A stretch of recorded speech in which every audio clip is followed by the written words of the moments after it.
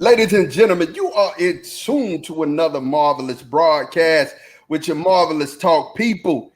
What's up? You got Big Dame out here. Dame, what's popping? What's popping? Yo, man, this show is dedicated to Alligator Loki. Alligator Loki, who bite hands off. He's ruthless.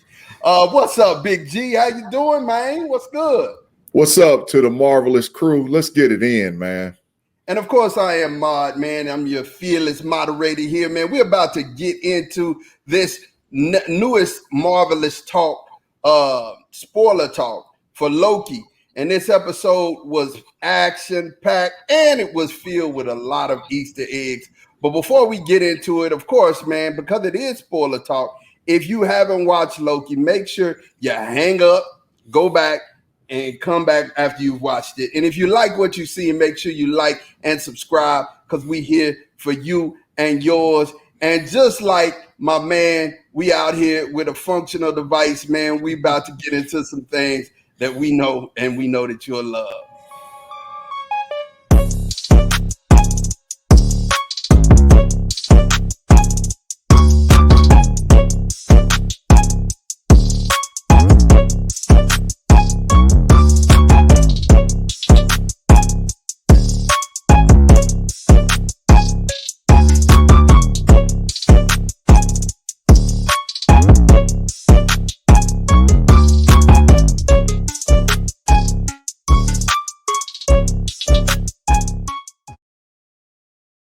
And once again, man, we're going to jump right into this episode. And I'm telling you, man, it was some great things from the very beginning, man. And when you open shot, you see something that I know Big G is kind of like salivating to talk about.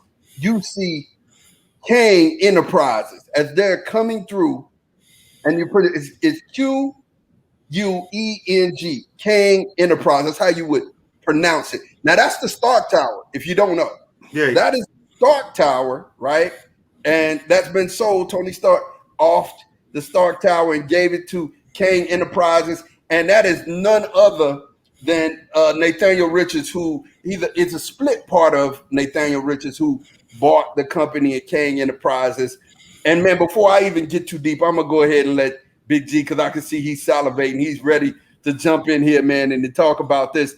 That scene right there, I could have cut it off. I was excited right there. What did you think? We should call this the rabbit hole episode. Definitely. Yeah, because there was so many Easter eggs in the show, man. It was unbelievable. But this, if there wasn't any little breadcrumbs and droplets headed towards Kang the Conqueror being introduced into the MCU, this was like the first one that dropped the bomb to say, hey, look, he's in it. I mean, we've already know that Jonathan Majors has been cast as Kang the Conqueror. But to understand how deep of a character Kang is, because you got to remember, there's not just Kang, there's not just Kang the Conqueror, it's Kang Prime, it's Immortus, it's Ramatut, it's the Scarlet Centurion. I mean, it's all kind of little different Easter eggs that was all over the place for the show. But like Maud said, this is homage to Kang Enterprises that is owned by Nathaniel Richards. But an interesting Easter egg, it was given to him by his great-grandfather. Do y'all know who Nathaniel Richards' great-grandfather is? No, you got me. Victor Von Doom. Victor Von Doom. Right. And but I'm going to stop you before you even start trying to slide down into the rabbit hole any deeper. I got to catch you and hold on to that, because we're going to get into those theories. And then, like I said, you start seeing this opening thing go, and then all of a sudden we got Loki in front of three Lokis. Now, we saw this at the end credit scene, and you got Loki in front of three Lokis. Four Lokis. And all four Lokis got issues. They got all four of them got the same Loki issue. One key thing that I saw on here that made me laugh, you guys, is they said, what he was like, what are y'all doing here? And we like, man, Loki survived. Yeah. Where have we heard that before? Where have we heard that one before? They the ultimate baby's kids. They the ultimate baby kids.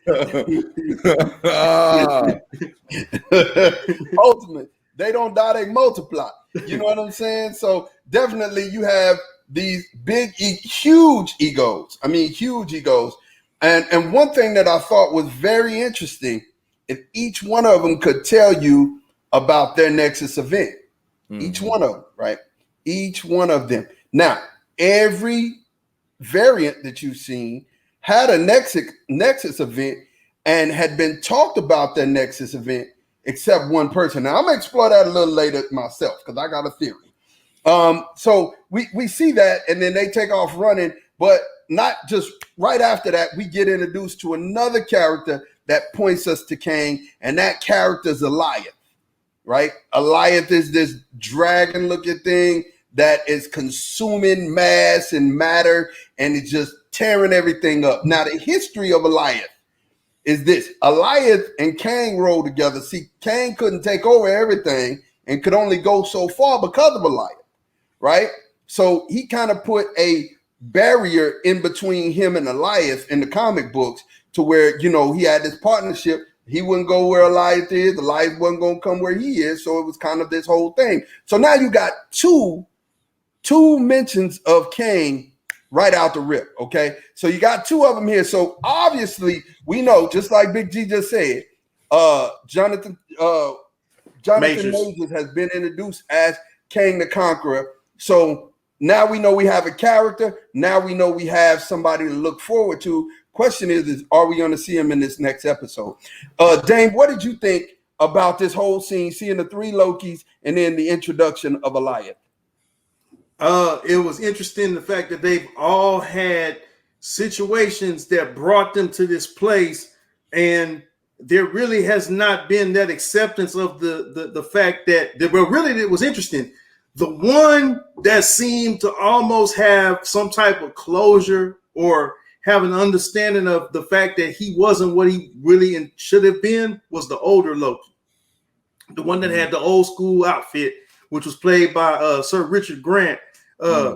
Great actor, man. But and that was awesome, you know, little thing that they had him in that role. But that was the one thing I got, man. And all of them still had this mindset of the glorious purpose. But this dude, he's like, he realizes like, man, I'm the cause of so much destruction. And he seemed like he wanted to make amends. And I thought that was interesting. And his character was, you know, in that vein. But seeing them all there at that one spot, they were just, like you said, they wanted to survive. Loki's trying to get an explanation. They're like, man, look, you don't understand. This thing is we're his lunch. So we need to get up out of here. And Loki's like, no, I need an explanation. I don't even remember New York. It's been so long. And so yeah, man, it was an interesting situation. And then the thing that tripped me out of all of it, when he was following the little young kid, the kid Loki, and the older dude, Sir Richard Garrett, was like, hey, you need to listen to him, you know.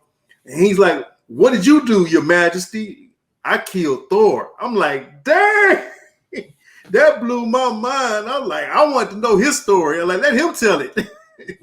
Well, you know, you'll find that out a little bit later that he didn't actually kill him, but we'll talk about that here in a minute. Big G, what did you think when you saw the four Lokis and Alioth? What immediately came to your head, man? Well, first thing is that they're continuing with the whole setup of the Young Avengers. For y'all that don't know, Kid Loki is a member of the Young Avengers. So I think this is not the first, second, third, or fourth time we're going to see Kid Loki in the MCU timeline, because he definitely is a member of the Young Avengers crew. So we'll see him. But Leviathan is so deep of a cut in the Marvel comic books, man. It's unbelievable. Maud hit some of the little basic points about what he is, but what a lot of people don't know is he's a trans-temporal entity, which means that he exists outside of space, time, and time. He's a multiverse being, so he can touch them all at one time, right? And a lot of people don't know is that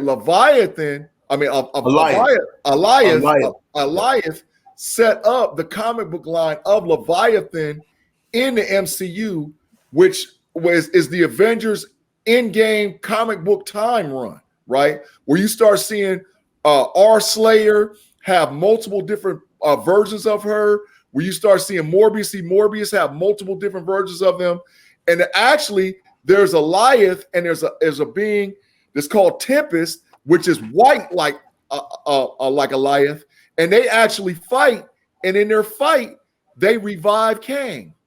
So it's a lot of little Easter egg stuff, man, that's out there paying homage to the comic book. And I love the episode because I can honest to goodness say this is the first thing we've seen in the MCU timeline on Disney Plus that gave so much homage to the comic book run. It was unbelievable.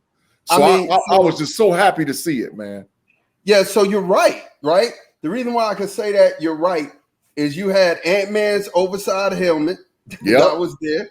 Yep. You had the Thanos copter, and that's a deep dive into. Yeah. Listen, I'm talking about barely even remember that one. I was like, man, that helicopter said Thanos though. What is that? And then having to go look at it in thank God for the interwebs. Thank you, Dan Quayle, for your interwebs. And then we had Throg in a jar. Now, those of you who don't know, when he said he killed Thor, right? He didn't really kill him. He turned him into a frog. A frog, yeah. Right? And you saw the frog jumping at Mjolnir, right? When he was going down the hole. Because remember, they said something that was real key. This is his domain. They say that this is Kid Loki's domain. His kingdom. They say it's his kingdom, right? And I want to point out at the end, Kid Loki doesn't die. No, he goes on. So just like Big G said, y'all gotta listen to Big G now. He be dropping some stuff. You're gonna see him again, right? Sure. They didn't kill him off, so you're definitely gonna see him again. We've seen a young Avenger in each of these Marvel TV shows. Yep, and at least one. You also saw Ronan Ship. Ronan Ship was out there. So you definitely got a chance to see Ronan Ship. I don't know if that was a TIE fighter. People have been saying online that was a TIE fighter sticking up. I ain't gonna lie, that would be a great marriage right there. I wouldn't even be mad at them if they did that for real. But I don't think same company. But I don't think that they would do it like that. I think they just meant to show that there was old stuff and new stuff all together, right? But one thing we know at this point, because they went down the hole, you saw Throg and everything. Ravonna is suspect. She's suspect. We knew she was suspect going into this, but how she really went and turned and flipped out, we know she's suspect. Dane, what did you think about that when you saw that scene now that we're going to with Sylvie and Ravonna? Yeah, so the whole, there's the what she call it, the prototype void spaceship. I was like, man, how dirty. And once again, somebody pointed this out, and I hope they do it justice in the finale, or at least we know it's gonna be a season 2. But man, we need to know more about Miss Minutes, dog, because she was straight up trapping her right there. That she knew exactly what Ravonna was telling her to do, and that was call the security people. They wasn't looking for no files for no ship. And then she's like, you looking for it? And almost there. And that's why Sylvie had Ravonna by her hand, because she knew, like, I don't trust you. You know what I'm saying? So yeah, man. But I want to, like, the big thing, not really with their interaction, because you knew Sylvie already didn't trust her from the get-go. Right. You know what I'm saying? But that Miss Minutes, dog. Dave, do you think Miss Minutes is actually Ravonna's creation or a part of Ravonna? Could be, or could be the person that's the person pulling the strings. He could have put her in there. So what did you think about this, Big G? Ravonna being sus. You knew she was sus. I knew she was sus. So what do you think about this, man? Talk to me. I'm trying to figure out which Ravonna it is. I don't know if it's Ravonna or R-Slayer, like how they trying to say, or is this Ravonna Terminixation, which is a variant of her, or is Miss Minutes a variant of Ravonna? Because I'm telling you, just like how we've seen multiple Lokis, I think I counted 14 or 15 different variations of Loki in the show so far. How many different Morbius is how many different Ravonnas are there? And which role is she playing? Because she's Shade Tree is all get up. You know, so that's not the Slayer character. That's more of the termination character of Ravonna that showed up, that's tied to all these little Easter eggs that we saw through episode 5, all the way to the end, which we'll get into later. It's so many that's not the right character for this. So we're gonna see, you know. But she's just as much in the dark as everybody else is. Y'all notice that? Is she? Yeah, I'm not buying that. I'm not buying that. I think that she knows exactly what's going on. Oh, I mean, look, when she went later, and you'll think about this, when she went to go speak to the agent. I was gonna bring that up. Yeah, she went to go speak to the agent. She had a whole nother energy when she walked in that room. Right. You know what I'm saying? It wasn't like, I want you to know what's going on. I don't know what's going on. I just want to get into your head and find out what old girl told you. That's what I want to know. You know what I'm saying? That's what I want to know. So we get back, man. We're talking to we go back to the layer, and the Lokis are talking, and they're all telling, you know, their Nexus event. And the old Loki said that he created an image so real that he fooled Thanos, and he turned himself into debris. Now think about this, okay? This is something that I believe that kind of set up the name of this episode again, Dane, was Journey into the Mystery. Journey into the Mystery. So the name seems duplistic. So I'm thinking that everything that is happening at this moment is duplistic. Everything that we're seeing has either double meaning or doesn't mean what we're seeing, right? So when I'm listening to what he's saying, I'm like, wow, okay. So are you even here at this time? You even, I mean, for real, like if you can manifest yourself and see, here's where, and if you go back into our journals, Marvelous Talk, folks, here's where you see where I was talking about last week, where he was describing his powers. He had to, because this put everything out on the scene. It told you who this old Loki is, right? And what type of power, because he said, no, they're two different things, right? And he described the old Loki's powers. So I thought that was super dope and some excellent writing, you guys. Now, and this is what I want to talk to you guys about. All of these Lokis are trying to be king of the void, and they're doing everything that Loki does. They double crossing everybody. I mean, G, what did you think when you just see everybody start double crossing everybody? Did you kind of like shake your head like, God dog it, Loki, you know? Nah, that's textbook comic book. I mean, that's really textbook comic book. When you know the Loki series run and you see the incarnations of the Lokis, you know it. You know, but there was, now I gotta say something too. There was a couple of little Easter eggs that like the container that Throg was in, which is Thor Frog, that was T365, which was the first appearance of Throg. However, I gotta go back and point something out that was like critical, right? The little play on words that they were doing with the Loki that we think is the variant, right?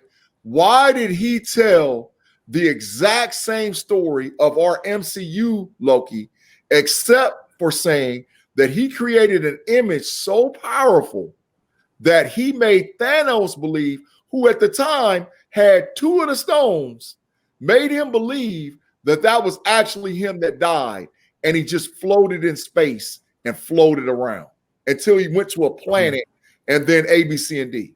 So like how Maud was saying, is this duplistic? Are we seeing, is this guy really telling the story of the MCU Loki that we know? Because everything lined up and matched until the fact where he said he faked his own death.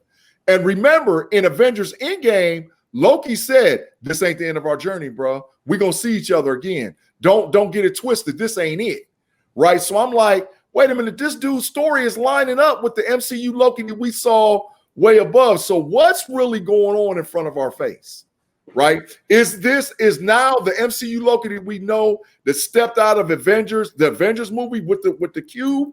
Did he go and create another timeline, and the one that's sitting in front of him because he left is now the actual Loki that we saw play out on the screen? It's a lot of little stuff going on. And on top of it, we're doing that. The whole episode is Journey into Mystery. That's the Journey into Mystery is what Marvel Comics was called before it was Marvel Comics. They entered the first storylines of Journey into Mystery was Thor and Loki and the whole setup of his past. So Loki was a dominant character in the first runs of Marvel, which a lot of people don't even know. Well, and take this, Dane. Take this too. I mean, what we know this. This is they're doing this with every character. J. Jonah Jameson. They're doing this a lot with characters. They're bringing in doubles and variants of themselves. Go ahead, Dane. So what I was gonna say is that the one thing that you notice, and I would reference Spider-Man Into the Spider-Verse. If you notice, all of the Spider-Men and Gwen Stacy, because she's Spider-Woman, all of them had similar stories. Their storylines were very similar with just a minute difference. So I think that's what you're seeing. Once again, we're getting the multiverse in this phase 4. We're getting the multiverse. So you'll notice that with all of those Lokis, there's a small tapestry to each one of them, though there's a little variation, and that's why I guess they call them variants, because it's different, but it's the same. Excuse me, I got choked. It's the same thing going on with each one of them, but just differently played out. Yeah, and I believe that, right? Let me tell you why I believe that. I mean, because I'm gonna go down this for a second. You have to think about this, even in your life, and even in your life individually. There are little things. I can think of movies that kind of explore this. Like there was a movie with James Belushi where he was in a little league game and he missed the pitch. He struck out instead of hitting a home run. If he'd have hit the home run, his life would have been different. This would have happened. Even in your life, or Jurassic Park. Let's talk about Jurassic Park. Even in Jurassic Park, he was talking about the chaos theory. How if you put a drop of water on your arm, it's going to roll down into different places, because of the hair on your arm. It's never going to take the same path. And when we're talking about these multiple universes, this multiverse, everything is going to be the same until one change. And it's just a small one, right? That's why I was saying, even in your life, if you change one little thing, it changes everything, right? Yeah. Tom Cop got that right. Tom Cop got Back to the Future. They got that right. Now they're like Tony said, the premise for time travel, on that one, I don't get, but they got that one right. Just the smallest little thing will change it, right? So it also shows how wrong Tony Stark actually was about his understanding of time. He was way off, bro. He was. But go ahead. But I mean, that's Tony though. Tony's got an attitude, or he has a ego that's out of this world. Well, obviously he played his role, because the timekeepers told us in that very first episode of Loki that was meant to be whatever happened with him. So you got that part right. So we think, but so the alligator. So they had this big old fight. The one Thor, betrayed the other Thor, and then they come to all the other Thors talking about, I'm the one, and then they betrayed him, and so there's a big fight. Now the alligator bit Loki hand off. The other variant bit his hand off, and he's screaming. So the old Loki projects a fight so that they'll think that they're fighting everybody, and they all sneak out. They get out of that place, and then they're going, and Loki convinces them to go with him to fight Goliath, right? So now they get they're on their way to fight Goliath. This is where we see Sylvie jump out, and Goliath, she's in a bus, and Goliath is coming after the bus and coming after her, and you see her reach out and enchant Goliath. So in that quick little enchantment, right? It's a quick little enchantment. You see Goliath you see like the castle. The castle is right there. It flips over, and you get a really, really good view of the castle. And then you go up to the yellow part right there, and we see a light shining, right? So we see this light shining, you guys. We don't really know what this light shining thing is, right? We don't see what that is at all, right? We don't know what that is, man. And I'm gonna tell you, when it comes down to it, you guys, I'm lost. I'm like, what is this? She's able to enchant the freaking smoke. So what do you think about this part right here, Big G? Well, I know what it is. Y'all know I live and breathe sometimes in the rabbit hole, right? so to tell, but I'm not going to ruin it right before everybody. But I didn't already figured out because we've had cut scenes and commercials that they have not showed us that's going to happen, or scenes we haven't seen yet. But believe me, my theory and my concept of what I done come up with, I know what it is. But I'm just going to tell you, for you guys that know, right, that some people are saying it's Castle Von Doom. Some people are saying it's Castle Kang. I think that they used a comic book reference for the show, and it's called Timberthia. Timberthia is the home or the castle of Immortus. Immortus is one of the variants of Kang. However, I don't think it's the Kang is the main lead up to this. I didn't figure it out who I think this is, but I don't want to ruin it. But we're going to be shocked at the end of episode 6 when we actually find out who's pulling the strings. Man, this is spoiler talk. You're supposed to tell. All right, so this is the deal. I think they used the comic book reference because let me say this, and I got to say this up front. Dame has been on something all along from not just this show, but all through all the MCU. Dame has said over and over and over and over and over again that they can't go that deep because they will confuse the average individual sitting and watching the show, and they'll be like, what the heck is going on? And for Loki right now, if you was ever going to get lost or confused in a show, this is the one to get lost and confused in, right? So I don't think that they're going to lay out Kang, right? Because they're doing it, but they're going to put a spin on who this actual Loki character is. Mm-hmm. And I think for a comic book reference, the Loki that you see at the end, that's sitting on the throne and sitting on the crown, they done spun him into an Immortus, which you're going to see the fight between Loki, the Loki variants and the Kang variants about who rules that timeline. So that's what I think is behind the golden door is Loki sitting like Immortus outside of time, sitting inside Timberthia, which is the castle of Immortus, and he's controlling everything behind the scenes. So I think you're going to ultimately see a Loki get into it with a Loki. Now, it's spoiler talk. I might be wrong, but I think I'm head on exactly what's going on. And they're just switching out roles. They're just switching out roles. I think that's a good theory. I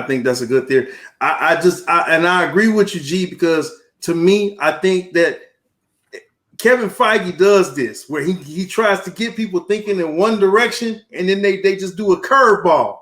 So everybody's been saying, oh, it's Kang. But is it really Kang? But yeah, it is Kang. You know what I'm saying? So right. and the show is called Loki. We know there's going to be a season 2. So I think you're right. I think that's a very, very that's a very good theory. I approve of that. I think that will work. That will definitely be where we headed.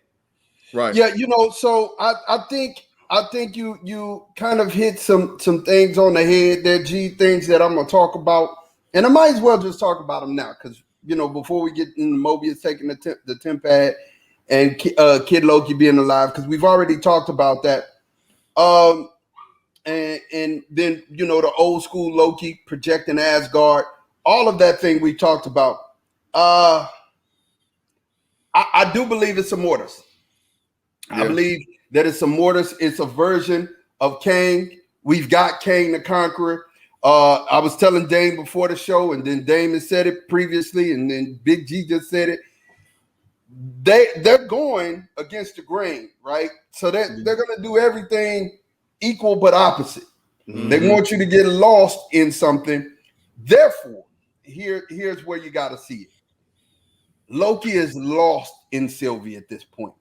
You had this awkward moment between the two Lokis, and he had the blanket on, and then he kind of smooth projects the blanket on her, and then they kind of get close, and you thinking that they're getting intimate and being close, and whatever. And Loki totally is into her.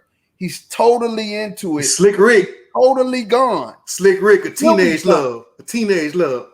Sylvie asked, a teenage love. You know what I'm saying? Sylvie asked, hey, are you gonna betray me at the end? Right? Why are you thinking like that? So if you're thinking like that already, I know you're gonna get. So here's my thing. Here's while we're going down the rabbit hole, I just had to go on and plant my little old anchor, and I'm sliding down that bad baby myself right now. Because everybody, the premise here is everybody has a Nexus event. Correct. But Sylvie. Sylvie don't have no Nexus event. Right. What was her Nexus event? Nothing. She was a kid, because she was a kid when they took her. I'll tell you, Kane got to her. Kane came and got her, and Ravonna's trying to find out if it is Kane. This is what I'm thinking. Ravonna knows it's Kane. She knows in her mind that it's Kane. She's just trying to find out how to get to Kane because she's never been able to, right? And her thing, she has been on the opposite side and kind of it propped up the timekeepers so that she could keep control of this whole TVA thing that she got going on. It's kind of like her thing. That's why she can go anywhere and get any relic she wants, because she's really in control. She's the one that's in control of that TVA thing. But Kane is over everything else. And her and Kane are exes. Remember, they ain't together. They exes. They were together, but they exes. So I believe Kane went and got Sylvie, and Sylvie has said it 3 times. Y'all go back and count them. 3 times she said about chaos being introduced, balancing the universe out. He instilled that thought into her. Right. She's the chaos, right? She's the chaos that will bring down the TVA so that Kane will continue to have his way. And that one timeline is Kane's timeline. If you go in the comic books, you understand Kane wanted to erase all these other timelines and have just one, so he's in control of it. Yeah. He can rule for, I think it was they made a deal with the timekeepers, 7,000 years he could rule, and then some kind of thing like that. 4,000 BC to 3,000 AD. That was the rule. So that's my thing right here. That's why I'm saying to you guys, Ravonna ain't the big bad. She ain't even working for the big bad, but she bad. You know what I'm saying? I believe she bad, and I believe she's working this whole TVA angle. She's in control of that, right? Yeah. But Kane is the one that is pulling all of the freaking strings, and I think he used Sylvie to get at Loki, and that is going to be our ultimate betrayal at the end. You heard it here first on Marvelous Talk. That's a good theory. I mean, that's a good theory. I mean, you heard it here first. I done slid down the rabbit hole, and I had to use I went so far down deep, I had to use the elevator to come back up. I couldn't climb back up. You know, we were down deep in there. He had a sign around his neck that said "Just visiting." We had the variant, like how they got the variant jacket. He had a sign around his neck talking about "Just visiting." And me and all the rest of my variants looked at him like, man, what are you doing down here? this is what we live. Hey, man. You know what we need to do? Like some mad scientists, man. I think we need to go get some doctor jackets and put on the back rabbit hole participant. Rabbit hole participant. Matter of fact, that's what we're gonna do. Y'all are gonna see our merch. The Marvelous Talk merch we're gonna have rabbit hole shirts where we go down the rabbit hole. That's what we're gonna do. We definitely go down the freaking rabbit hole. That'll be a way that y'all can support us here at Marvelous Talk. But I'm telling you, they enchanted Elias together, right? Because he said, Dane brought this up and Big G brought it up, where he said, hey, look, we're stronger than we know, right? Correct. So this is this is Loki talking to Sylvie after Mobius had got the TemPad and he left, Kid Loki left, and then you have old Loki building up the whole city of Asgard. And it's funny, it's almost like the Asgard being destroyed when we saw on Ragnarok. You know what I'm saying? Now, I'm going to ask y'all something. Did he already know that he had that ability? Or when she started, I mean, he was flowing with it, bro. I mean, like you said, he was making Asgard and everything else. And I'm like, dang, this boy is bad. Right. He absolutely knew because he said that he made an enchantment so strong that he made Thanos believe that it was actually him. Yeah. So this Joker is but like you say, Loki said, but I think that's a shout to all of them realizing that they're all inclusive into one. They just don't realize what they can and cannot do. Yeah. But they all really can do everything. And Ma, you've been on that theory forever. Yeah. And it's like when we think about it, man, I mean, we know we got Jonathan Majors as a character, and people are saying, "Oh, that's Dr. Doom. That's Doom's castle. That's Dr. Doom." No, there's no way. There's no way possible. It's Timberia. I'm telling y'all. It's Immortus. It's got to be Immortus. It's Immortus. It's Timberia. That's where his land is. It's a place in limbo outside of time. And listen, I can prove it because. And me and Ma talked about this off air before we jumped on the show. There's a statue, or we perceive as a statue, or a cut off head of the living tribunal laying right in the middle before they go into the whole thing where they enchant that the Athlon. Before there's a statue of the living tribunal right there. For y'all that don't know, the living tribunal, the one above all these people are all tied to Kang, right? So if that wasn't the actual living tribunal laying there dead and his head cut off, what it was homage to it saying that this living tribunal, which is the balance and the judge of all time, right? Yeah. Is done, and something else is driving and running it. And also, so y'all know, the living tribunal is also tied to Celestials, but I ain't got time to get into it right now in the show.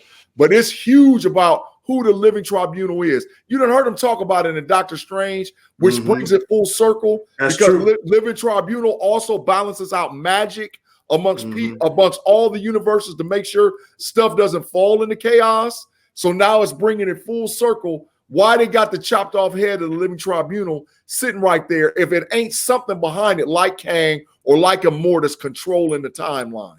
And I don't buy the whole Dr. Doom thing because like Dr. Doom to me doesn't fit the theme of this phase that we're in. No, it this doesn't. phase is multiverse, this phase is magic and all that stuff. So that ain't really Dr. Doom. Dr. Doom is science-based, you know what I'm saying?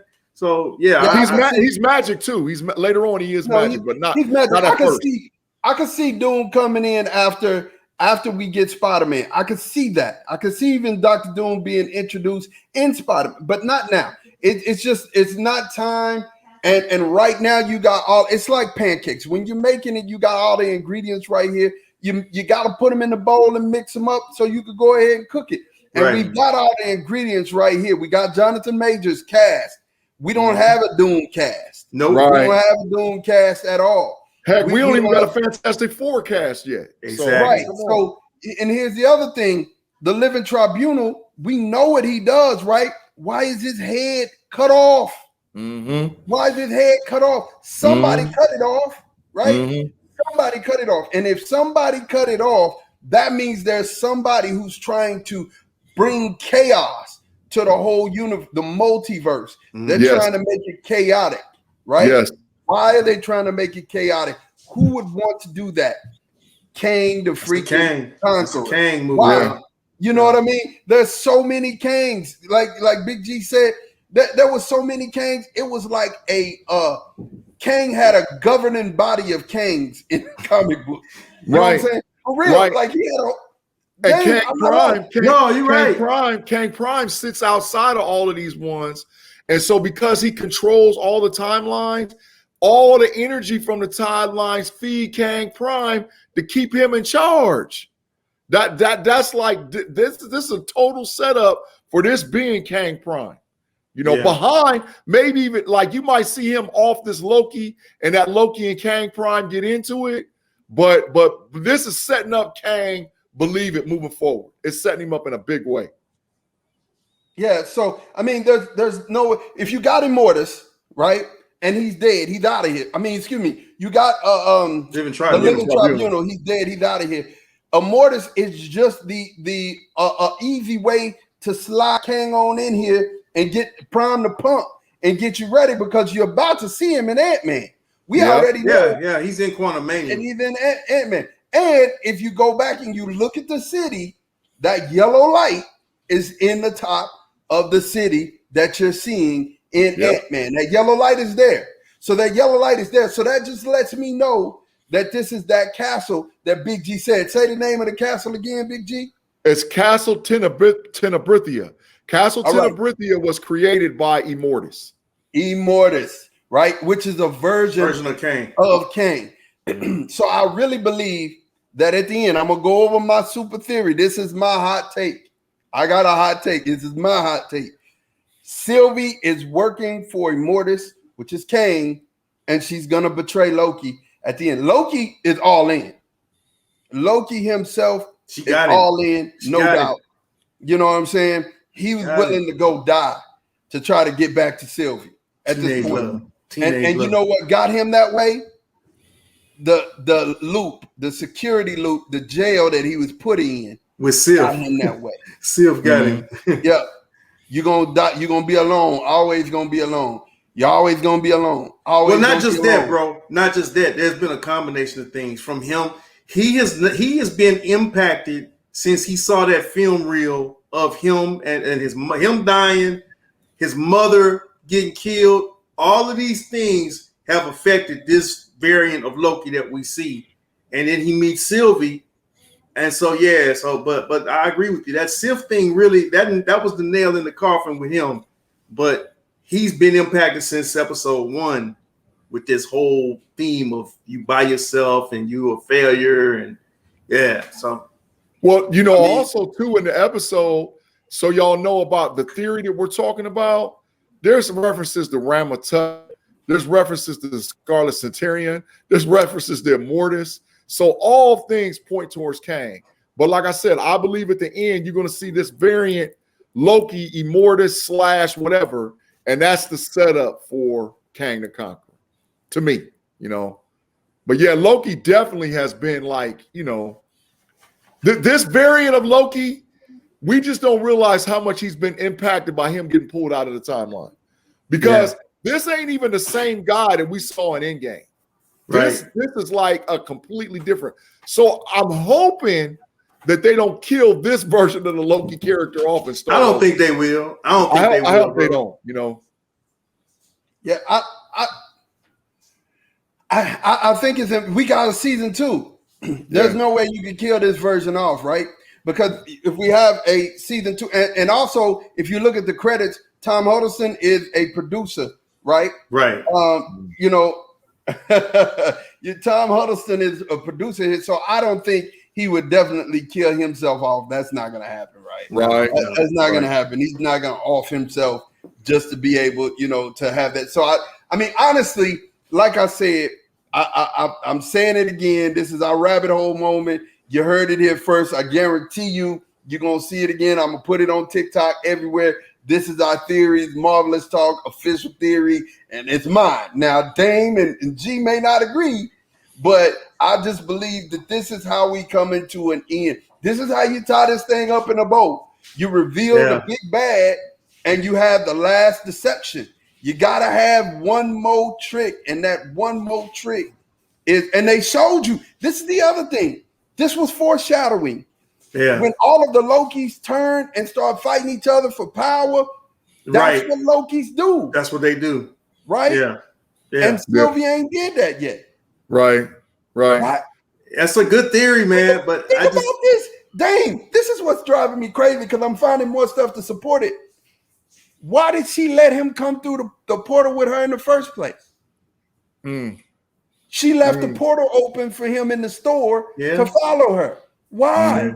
Yeah. She's been baiting him the whole time. Yeah. And here we thought it was Loki baiting her. No, it was her baiting Loki. And she tried to enchant him earlier. Yeah. And it didn't work. Yeah. She's been looking for a way. Now, I'm going to tell y'all, that's why I've been saying all along that this person is a cloak and dagger type individual, because I think the reveal is also going to be that Sylvie ain't no Loki. Sylvie is the enchantress that's working for the Immortus / Loki that's been running game on the real Loki all along to make sure he don't mess up the timeline in order for Kang to get what he needs to get. That's so good, G. That's so good. How did she? So, and let's go back to, and I'm Dame, you can have it after this. They gave us the rules of enchantment, right? She can only enchant using people's memories. The dragon has no memories. Elias has no. You ain't listen. Elias just moved out the way. Where does that happen? I mean, for real, where's his memories at? Right. So something's not adding up. Oh, that's a good one. We got something's not adding up. We got you, Sylvie. We got you. Yeah, she's not a variant. She's not a variant. She was created by Loki to mess with Loki, i.e., the Enchantress. Shout out to my man Dan who's watching, man. Shout out to Dan. Thank you for the support. Man, but I'm telling you, for real, when it comes down to I believe she's the Enchantress. We said that early on that we believe she was the Enchantress.